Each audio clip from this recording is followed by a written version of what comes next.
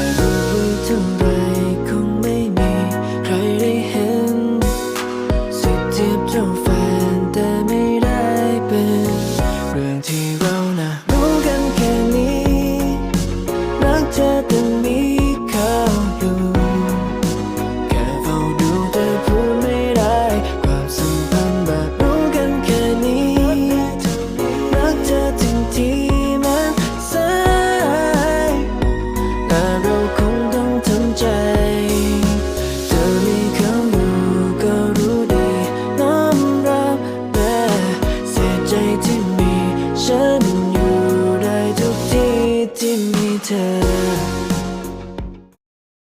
ถ่ายรูปไว้เท่าไรคงไม่มีใครได้เห็นสิเทียบเจ้าแฟนแต่ไม่ได้เป็นเรื่องที่เราน่ะรู้กันแค่นี้รักเธอแต่